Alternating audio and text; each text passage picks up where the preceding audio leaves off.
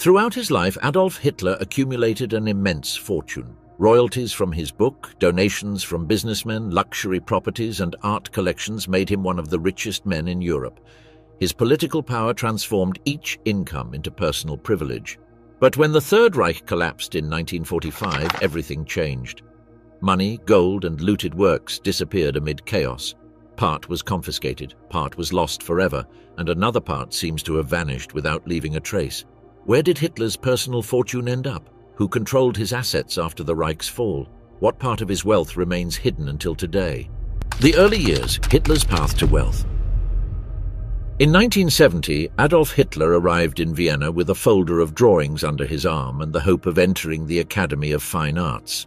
The institution rejected him twice consecutively in 1970 and 1980, considering that his technical aptitudes in academic drawing were insufficient.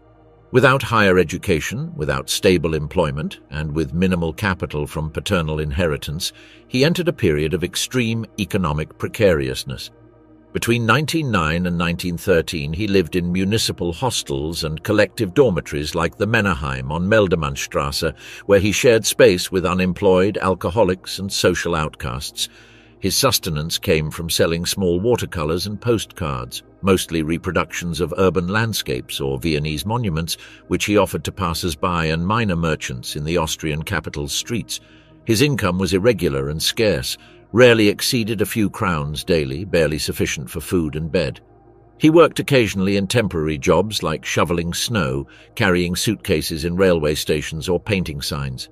Hostel records show that his weekly income rarely exceeded 25 crowns, which placed him in Vienna's social base.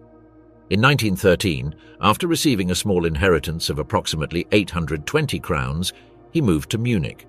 There, he continued selling drawings and postcards until World War I's outbreak. He enlisted as a volunteer in 1914, serving as a messenger on the Western Front. He received the Iron Cross First and Second Class. His military salary was modest, but uniform and maintenance allowed him to momentarily abandon urban misery. When the war ended in 1918, he returned to Munich without profession or savings. He integrated into ultra-nationalist political circles, and in 1919 he joined the German Workers' Party, which shortly after would transform into the National Socialist Party. He began giving speeches and consolidating his position as political agitator, still depending on minor donations from sympathizers and basic sustenance provided by party organization. The coup attempt in 1923, known as the Munich Putsch, ended with his imprisonment in Landsberg Fortress. During his confinement, he dictated to Rudolf Hess what would be his fundamental work, Mein Kampf. The book was published in 2 volumes in 1925 and 1926 by Franz Eher Verlag Publishing House, directed by Max Amann. The first commercial results were limited. In 1925, 9,473 copies were sold. Between 1926 and 1927, annual sales were around 6,000 units. Until 1930, accumulated sales barely reached 20,000 copies, generating reduced income for Hitler, who received approximately 10% in royalties. The situation changed with the world economic crisis and the Nazi Party's political rise. In 1930, the book reached 54,000 copies sold. In 1932, sales reached 230,000. Party growth directly drove book demand, creating a cycle in which political success fed personal economic benefits. The definitive turning point came when Hitler was named Chancellor in January 1933. Mein Kampf went from being a book with moderate sales to becoming practically obligatory reading. The German state implemented a systematic distribution policy. Each civil marriage received a copy as official gift. Officials and soldiers were urged to possess it, and libraries and schools acquired it as reference material. Public institutions had to pay the publisher for these copies, and a part corresponded directly to Hitler as royalties. In 1933, close to 1 million copies were sold. Between 1934 and 1935, around 1.5 million copies were distributed annually. Royalties oscillated between 15% and 18% of public sale price. A standard copy's price was 12 Reichsmarks, which meant Hitler received between 1.82 and 2.16 Reichsmarks per each book. With annual sales exceeding 1 million copies, his income from Mein Kampf alone was between 1,500,000 and 2 million Reichsmarks. To these national incomes were added international editions. Mein Kampf was translated into English, French, Italian, Hungarian, Spanish, and other languages. Foreign publishers paid royalties and advances, although in several countries the work was subject to censorship or criticism. In the United States, Houghton Mifflin Publisher published the work, generating estimated income of more than $250,000 before American entry into the war. Parallel to his literary income, Hitler began receiving direct donations from German industrialists. Since the 1920s, he had received contributions from figures like Fritz Thyssen, steel magnate, who contributed important sums to the Nazi movement. From 1932, these connections were formalized through the Adolf Hitler Spende, organized by Gustav Krupp von Bohlen und Halbach, leader of Krupp industry. This fund gathered contributions from main German companies IG Farben in chemical industry, Siemens in technology and infrastructure, Daimler-Benz in transport, and Vereinigte Stahlwerke in steel and armament. They were formally voluntary contributions, but in practice represented tacit obligation, since refusing could be interpreted as disloyalty to the regime. Each year, millions of Reichsmarks flowed directly toward funds administered for Hitler. These incomes did not pass through fiscal control or audits, operating as a parallel financial system that fed both party activities and the leader's personal expenses. Businessmen received in return state contracts, tax reduction, protection against unions, and privileged participation in military rearmament. A crucial factor in Hitler's wealth accumulation was his relationship with German taxation. In 1932, before coming to power, Munich's tax office had demanded more than 405,000 Reichsmarks in accumulated debts derived from years of systematic evasion. After assuming chancellorship in January 1933, Hitler used his new position to solve this problem definitively. The finance ministry received instructions to annul any tributary obligation of the Führer. An official order established that Hitler was exempt from taxes and all previous fiscal processes were annulled without effect. This meant that all his subsequent income, whether literary royalties, business donations, or state salary, remained entirely in his hands. In a Germany where tax rate for high income was around 40%, exemption meant an automatic increase of almost half in his available income. To tax exemption were added additional privileges that expanded his access to resources. As Chancellor and President, Hitler formally received salary for his positions, but he considered it one more fund that he destined to personal accounts. The state also assumed financing of his operational needs, official residences, armored train, airplanes, automobiles, and service personnel. The system functioned so that Hitler did not distinguish between private funds and public resources. Any personal project, from residence extensions to art acquisitions, could be financed through the Reich's treasury or with business donations centralized in his administrative environment. By 1933, Hitler had completed an extraordinary financial transformation. His wealth sources had diversified into four main channels: massive royalties from Mein Kampf, which generated annual millions, business donations channeled through the Adolf Hitler Spende, total tax exemption that maximized his income, and discretionary use of state resources for personal expenses. The contrast with his youth was absolute. The indigent who had sold postcards on Vienna's streets to get a few daily crowns had become one of Germany's richest men. This transition was not based on traditional productive capital accumulation, but on the combination of political propaganda, strategic alliances with industrial capital, manipulation of the fiscal system, and progressive control of the state apparatus. The rise to power, Hitler's personal fortune. The year 1933 marked the beginning of the most lucrative period in Adolf Hitler's financial life. His appointment as Chancellor not only granted him political power, but radically transformed the scale of his personal income. Mein Kampf, which until then had generated limited benefits, became an unprecedented source of wealth in German editorial history. The book's conversion into symbol of the new regime was immediate. The government applied policies that guaranteed massive sales through institutional channels. Each civil marriage in Germany automatically received a copy as state gift. Officials, libraries, and schools were obligated to have the work. Systematic distribution generated constant flow of editorial income, all directed toward the Chancellor's personal accounts.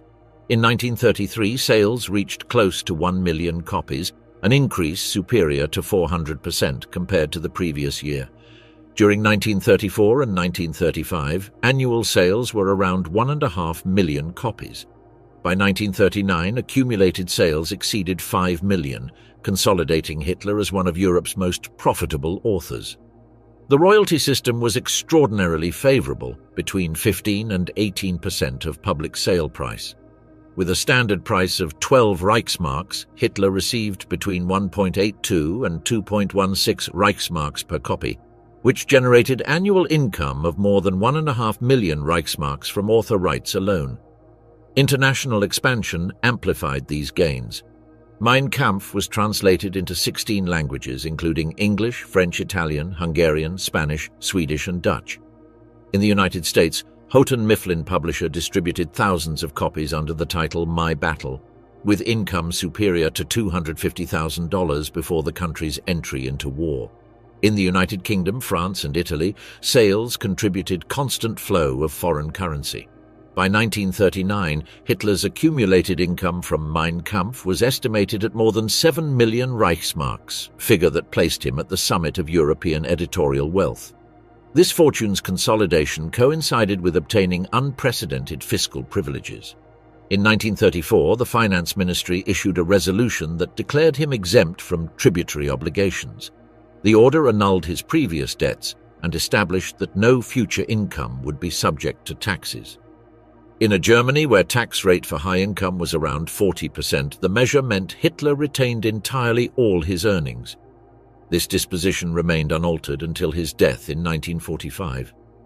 Parallel to royalties and fiscal exemption, Hitler had unlimited access to state resources to finance his personal lifestyle. Residences, service personnel, transport, security and food were covered by public treasury. The apartment on Prinzregentenplatz in Munich was acquired in 1938 for 75,000 Reichsmarks, decorated with classic furniture, oriental rugs and porcelain from prestigious manufacturers. In Obersalzberg, Bavaria, the modest house Wachenfeld, rented since 1928, was transformed into the Berghof between 1928 and 1933-35 and 1936. Remodeling cost more than 30 million Reichsmarks. The residence included panoramic terraces with 8-meter glass windows, private library, cinema room, industrial kitchens and extensive gardens. The Berghof became semi-official meeting center and habitual setting for diplomatic receptions.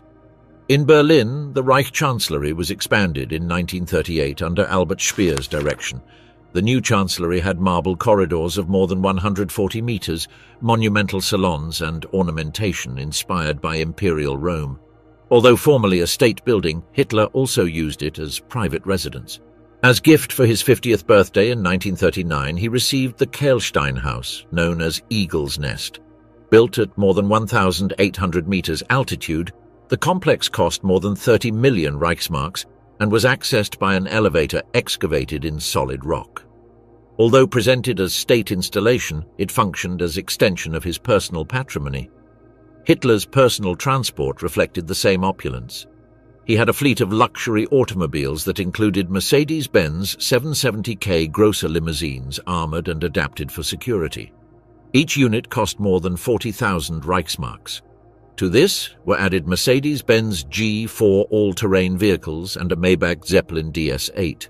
For long-distance travel, he used an armored train equipped with bedrooms, conference rooms, formal dining room and communication systems.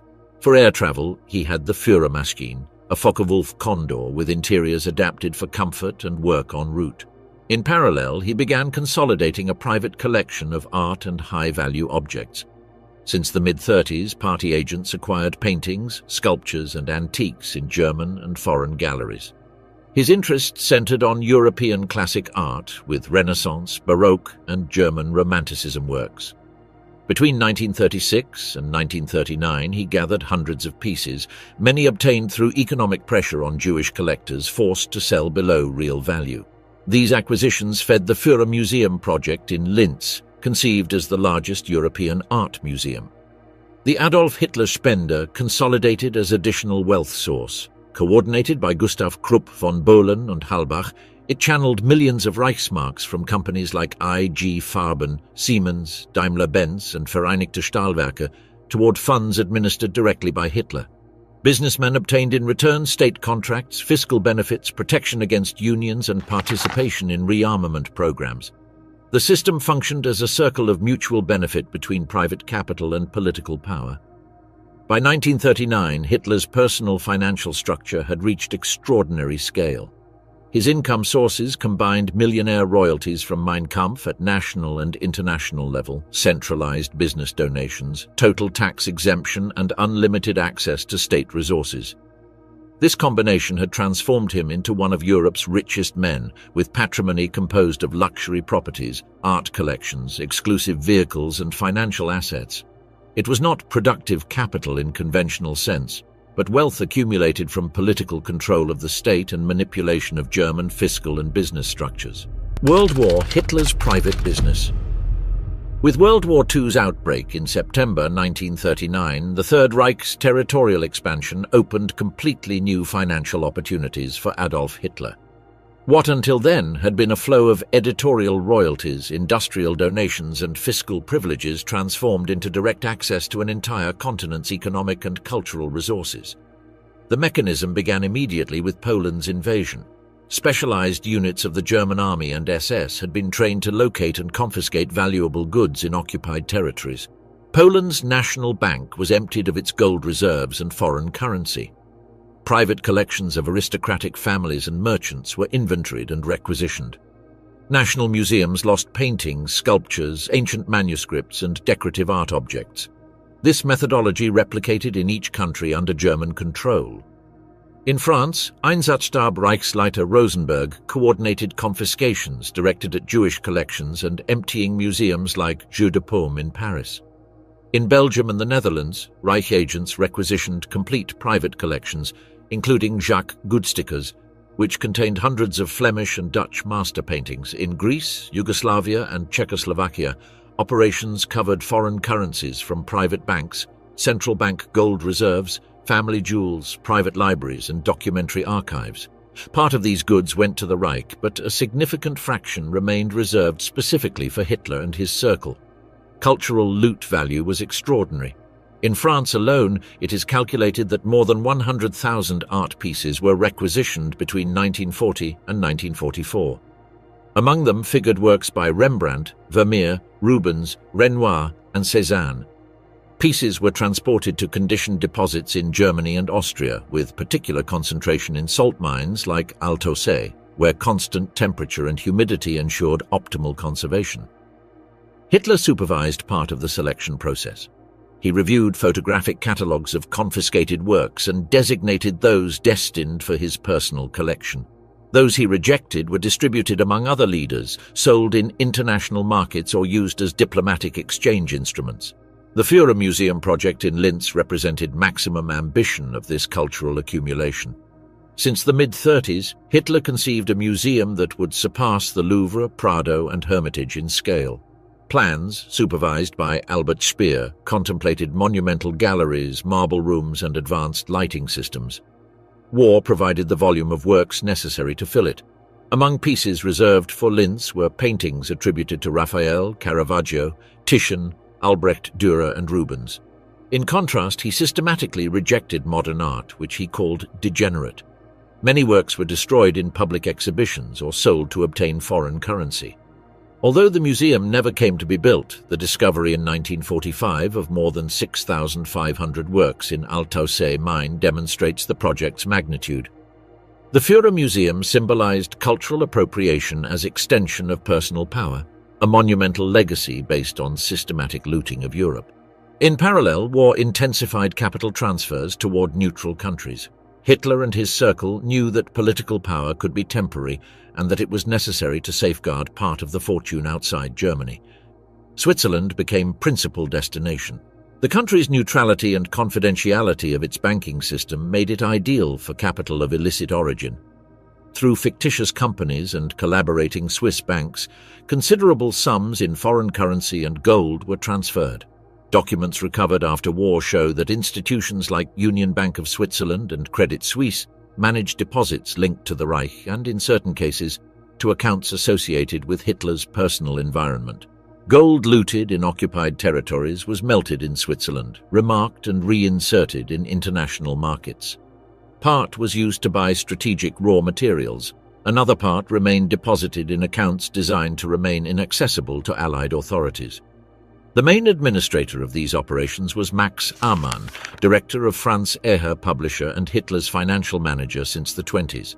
Amann channeled not only royalties and donations, but also looted assets converted into foreign currency, which he then transferred to Switzerland or Liechtenstein. He also organized physical deposits in Austria and Bavaria, where mines and caves served as storage for gold, jewels, foreign currency, and art. Total amount of these transfers remains subject of debate. Subsequent commissions, like Bergier Commission in Switzerland, documented that dozens of tons of Nazi gold circulated through Swiss banks during conflict. Part was from German state, but indications suggest private accounts directly linked to Hitler also existed. Some deposits were discovered by allies, others disappeared in the Reich's last months, feeding theories about hidden treasures in Austrian and Bavarian Alps. Besides these financial operations, Hitler continued expanding his properties and collections during war. Berghof was reinforced with bunkers, military communication systems, and storage spaces for art and documents. In 1943, he ordered construction of additional shelters in Bavaria and Austria, financed through business donations and funds diverted from military budget, destined both for defense and storage of personal goods. Private collection continued expanding. Agents in Paris, Amsterdam, and Brussels acquired works selected according to specific lists elaborated by Hitler. Many pieces were obtained through economic pressure on Jewish owners or confiscated without compensation. Result was collection of thousands of paintings, sculptures, antique furniture, complete libraries, musical instruments, and historical documents. At conflict's end in 1945, Hitler had accumulated fortune that combined previous royalties, industrial donations, international financial transfers, and direct looting of Europe's cultural and material goods. Among these resources were included more than 100,000 confiscated art pieces, gold reserves and foreign currency, jewels and historical furniture, all stored in secret deposits in Austria, Bavaria, and other territories. While German population faced rationing, bombings, and massive human losses, Hitler maintained lifestyle marked by luxury. In his residences, banquets were served with imported products. He had constant heating and abundant service personnel. War had converted Hitler into depository of personal wealth that rivaled complete national treasures, not product of productive activity, but of organized looting of a continent. The Reich's collapse, Hitler's testament. During the first months of 1945, while the Red Army advanced from the east and Anglo-American forces pressed from the west, concern in Adolf Hitler's close circle ceased being exclusively military. The vast network of financial resources, gold reserves, and artistic collections accumulated during 6 years of war faced imminent risk of falling into enemy hands. Since late 1944, attempts multiplied to transfer deposits toward locations considered safer. The Reichsbank, under Walter Funk and Emil Pool's direction, ordered evacuation of gold ingots and foreign currency toward deposits in southern Germany and Austria. Salt mines at Merkers in Thuringia and Altaussee in Austria became principal storage centers. Subsequent discoveries by American forces confirmed magnitude of these operations. At Merkers, more than 8,000 gold bars were found, several billions of Reichsmarks in foreign currency, tons of silver, confiscated jewels, and artworks. At Altaussee, more than 6,500 pieces destined for Linz's Führermuseum were located, among them paintings attributed to Leonardo da Vinci, Rembrandt, Vermeer, and Rubens. Simultaneously, agents close to Hitler attempted organizing additional transfers towards Switzerland and Liechtenstein. Swiss banking system, which had already received Reich gold in previous years, was priority destination. However, documentation is scarce, since many records were deliberately destroyed in conflict's last weeks. In Bavarian Alps, Martin Bormann, Hitler's personal secretary and administrator of his fortune, coordinated creation of additional hideouts. Testimonies collected after war indicate that military truck convoys transported metal chests and leather sacks toward shelters around Berchtesgaden. Part of this material disappeared in surrender's chaotic days, feeding persistent speculations about hidden treasures in the region. On the night of the 29th to 30th of April 1945, while Soviet troops completed central Berlin's siege, Hitler dictated in the Chancellery bunker two final documents: the Political Testament and the Private and Economic Testament. Political Testament named successors for National Socialist states' formal continuity. Karl Dönitz was designated Reich President and Joseph Goebbels Chancellor. It included ideological justifications and continuity directives, but did not treat financial questions. Private Testament contained dispositions about his personal goods. It established that his properties should transfer to German state, provided that National Socialist state continued existing. Otherwise, goods were destined generally to German people. Document expressed that fortune should not benefit family or close associates, reflecting conceptual fusion between his person and state. Testament was signed in presence of Martin Bormann, Joseph Goebbels and Wilhelm Burgdorf. However, imminent defeat converted these dispositions into instruments of uncertain legal value, since neither party nor Reich would exist as recognized entities hours later. Distribution of copies became a dangerous operation. 3 messengers were charged with transporting them towards still-controlled territories. Wilhelm Zander should deliver it to Dönitz, Heinz Lorenz to Ferdinand Schörner, and Willy Johannmaier toward western zones. All 3 crossed Soviet lines under extremely difficult conditions. After surrender, Zander buried documents in a trunk near Lake Tegernsee before assuming false identity. Johannmaier hid his copy and glass bottle in his Iserlohn garden, and Lorenz was arrested after temporarily disappearing. Meanwhile, systematic destruction of financial archives was carried out. In Berlin, bunker bank account files, art inventories, and economic correspondence were burned.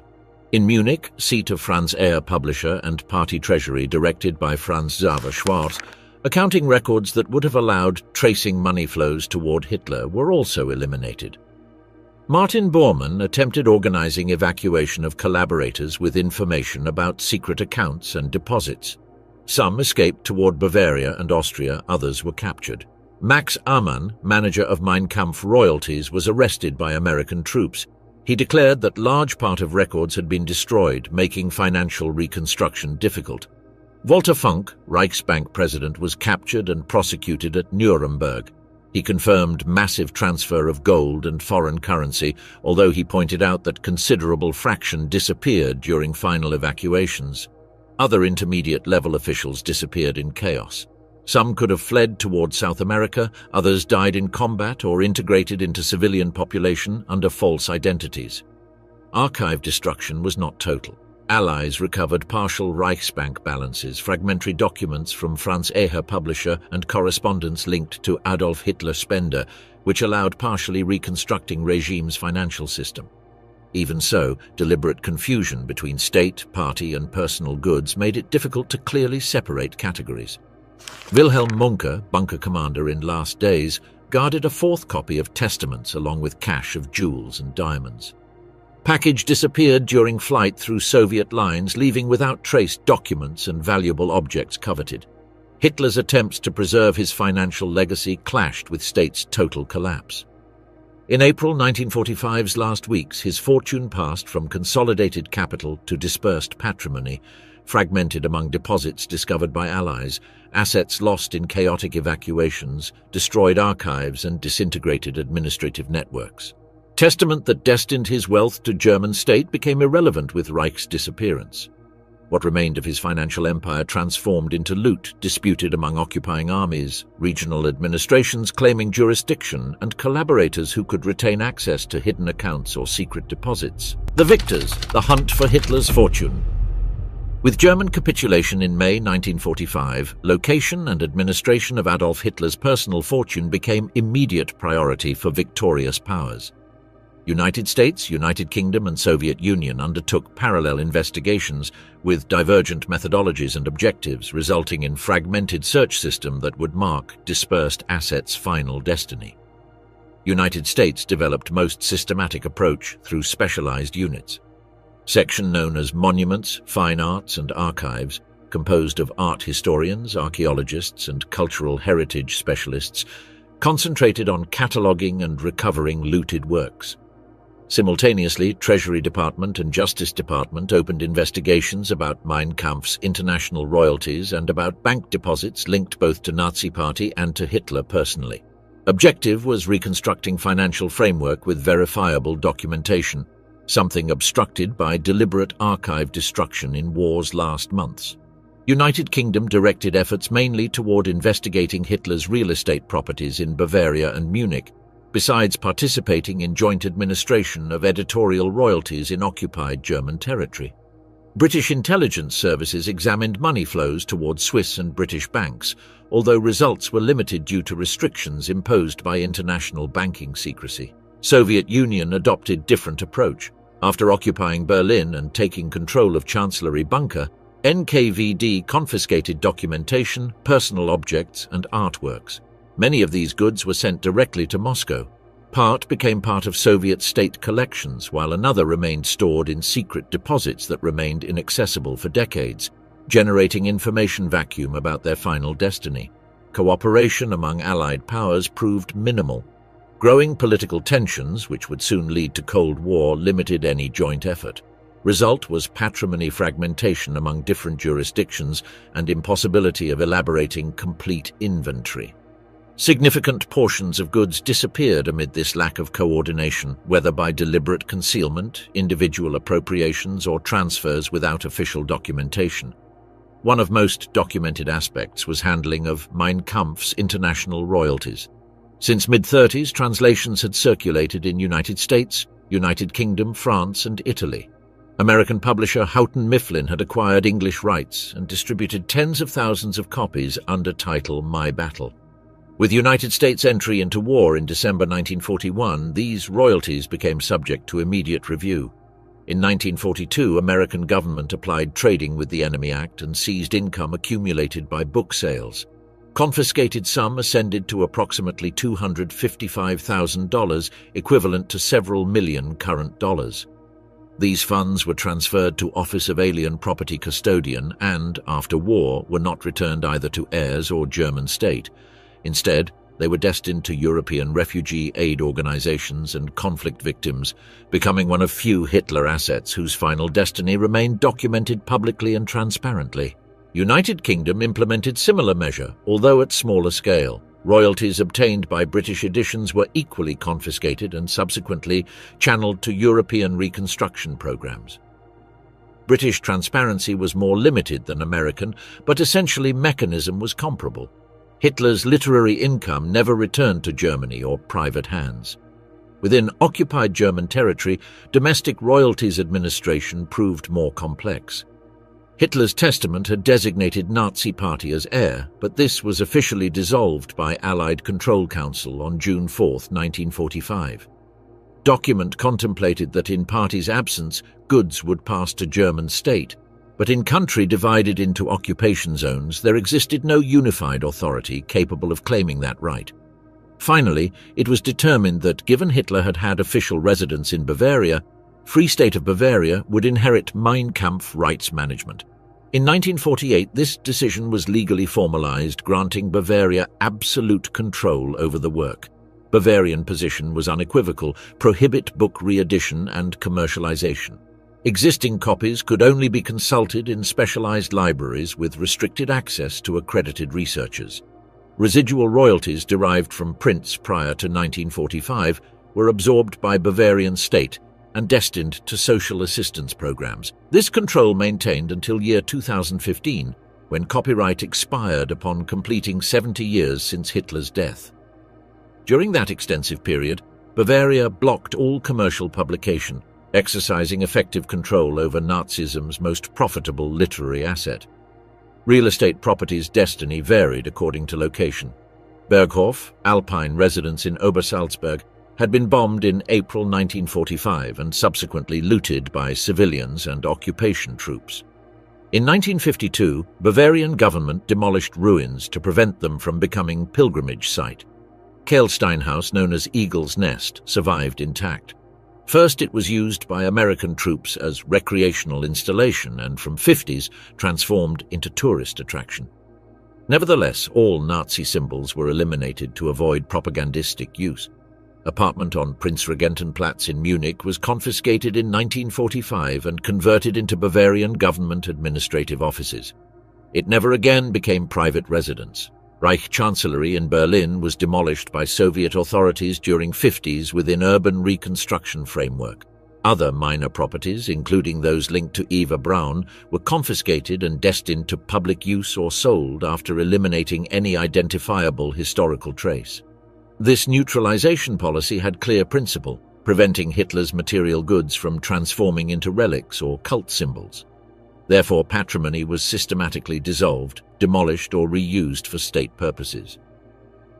Simultaneously, Allied investigations located significant portions of personal art collection. Deposits at Altaussee and other mines were emptied and pieces catalogued for restitution or reassignment. Process, however, was enormously complex. Many works' provenance had been deliberately erased and documentation destroyed. Some pieces could be returned to families or institutions, others incorporated into reconstructed American, British, and German museums, while considerable number remained in indefinite custody due to impossibility of establishing legitimate ownership. Gold and foreign currency found in deposits like Merkers were administered by occupying powers. Part was destined to finance Germany's military administration, another to war reparations. Remainder was gradually transferred to West German authorities during reconstruction process. But simultaneously, testimonies from captured officials mentioned convoys disappeared in March and April 1945, indicating important portions were never located. Accounts in Swiss and other neutral country banks remained inaccessible thanks to banking secrecy laws. By mid-50s, general balance was ambiguous.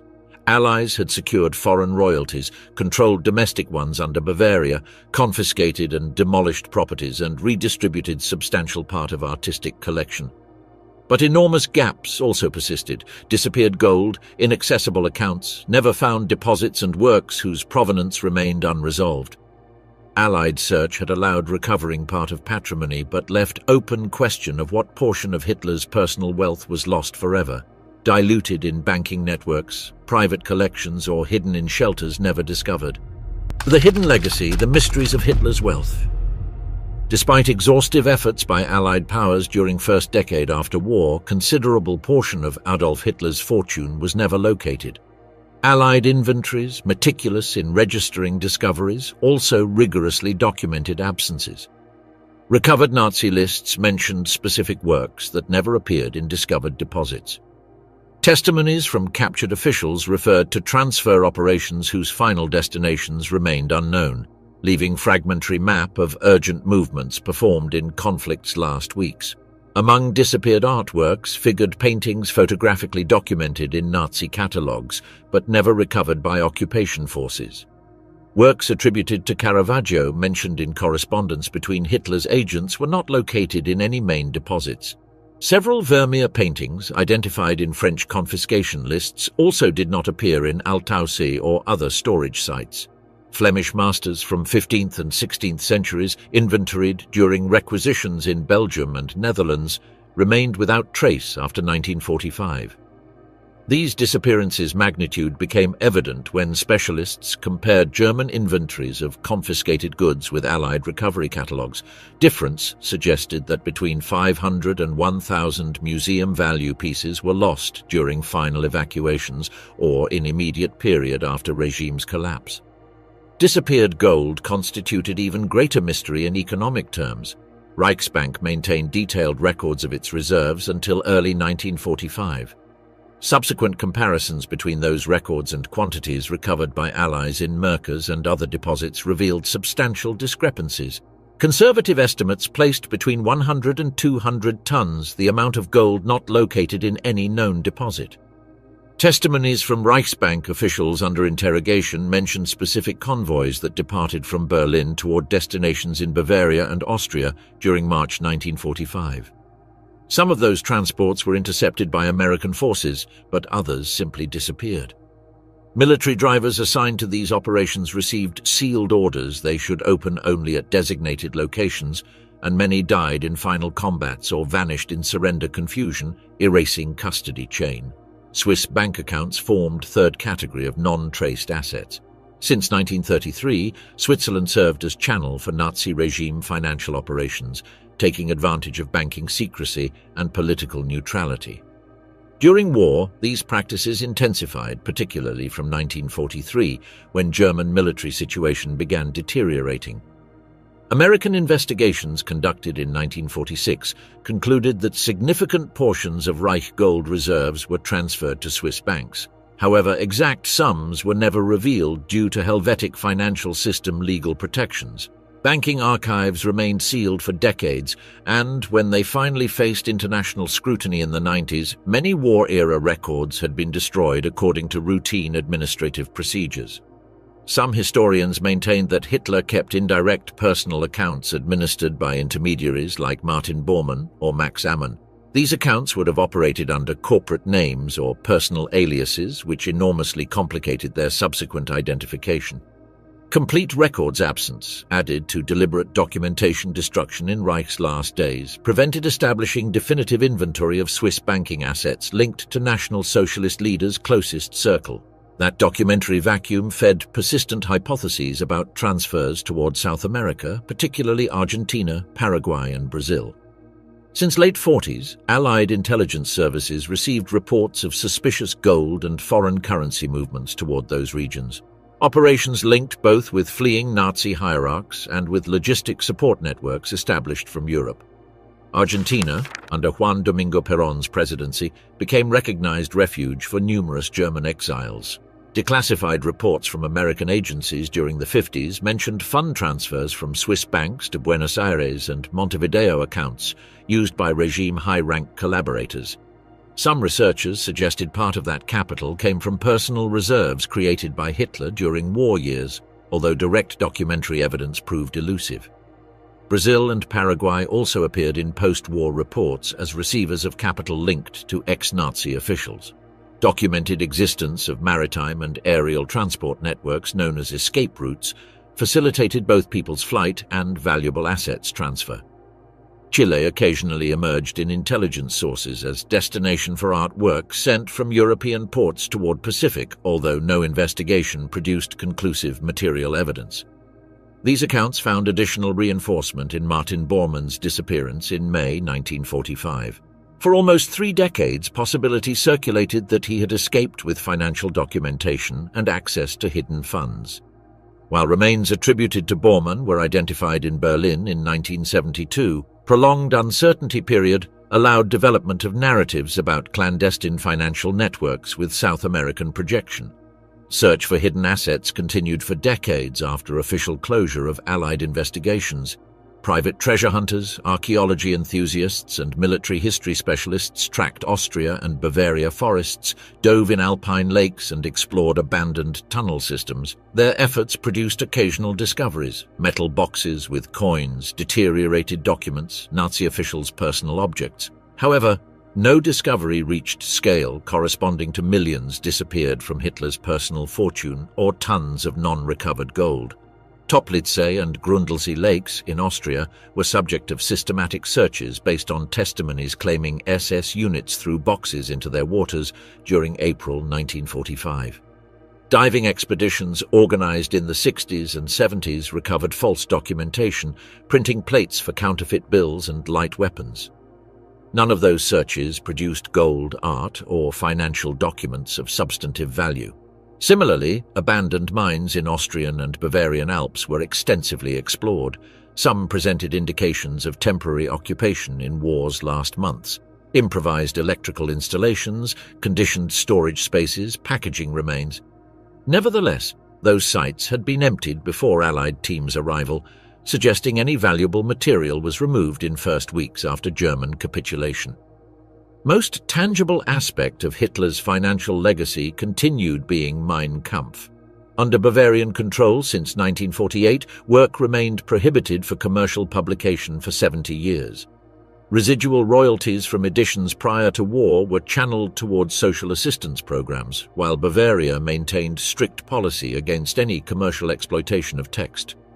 Situation changed fundamentally on January 1, 2016. When copyright expired according to German legislation. Munich's Institute of Contemporary History published exhaustively annotated critical edition, destined to contextualize book as historical document and not as political propaganda literature. Initial demand exceeded editorial expectations and required multiple reprints during first year of availability. Income generated by that critical edition was destined to institute itself and historical research programs, maintaining premise of avoiding any private benefit derived from work. In other countries without specific legal restrictions, unannotated commercial editions continued circulating, generating benefits for private publishers without connection to possible German heirs or Bavarian state. Family claims over legacy portions appeared sporadically during decades. Paula Hitler, dictator's sister, initiated processes in 50s that resulted in partial recognitions of hereditary rights, although she died in 1960 without receiving substantial benefits. Leo Raubal, Hitler's nephew, maintained claims during the 60s and 70s, alleging rights over Mein Kampf royalties generated before 1936. These disputes became entangled with moral questions about legitimacy of benefiting from National Socialist legacy. Historians' proposals, like those of Werner Maaser, to destinate controversial royalties to Holocaust victim aid organizations were rejected by relatives demanding direct control over any distribution. In that scenario stood out François Genoud's figure, Swiss lawyer with complex international connections, who managed to position himself as intermediary in copyright disputes. Genoud claimed having acquired rights directly from Paula Hitler, although transaction circumstances remained legally disputed. His control over Hitler's unpublished manuscripts, including a second book from the 20s, allowed him to generate considerable income until his death in 1996. Destiny of rights managed by Genoud after his death remains uncertain, ensuring this portion of Hitler's financial legacy continues generating doubts and possible benefits for unidentified parties decades after war's end. Occasional revelations kept alive interest in disappeared assets. In 2019, construction workers in Poland found German railway material from war era that had remained hidden for more than 70 years. Although subsequent investigations demonstrated its content was less spectacular than expected, event reminded that significant discoveries continue being possible. In parallel, international auctions regularly offer personal objects attributed to Hitler: office globes, fleet vehicles, protocol pieces. One globe exceeded $100,000, a telephone attributed to his direct environment reached $229,000, and ceremonial pistols have been acquired for millions in private markets. These objects, dispersed fragments of material patrimony, transformed into merchandise generating benefits for intermediaries and collectors without resolving fundamental questions about disappeared fortune. Central question about destiny of millions accumulated by Hitler remains open after almost 8 decades. One portion was recovered and redistributed by Allied powers, another dissolved in post-war chaos, looted, destroyed, or irreversibly lost. A third category, composed of never-located assets, continues feeding hypotheses about inactive bank accounts, hidden deposits, and international transfers that could emerge at any moment. Hitler's financial legacy has become a historical puzzle characterized by more questions than certainties, more hypotheses than confirmations, and more mysteries than resolutions. Fortune that once represented power over wide European regions has transformed into constellation of partial evidence, contradictory testimonies, and permanently open possibilities, while new clues, fortuitous discoveries, or documentary openings could reorder map in coming chapters.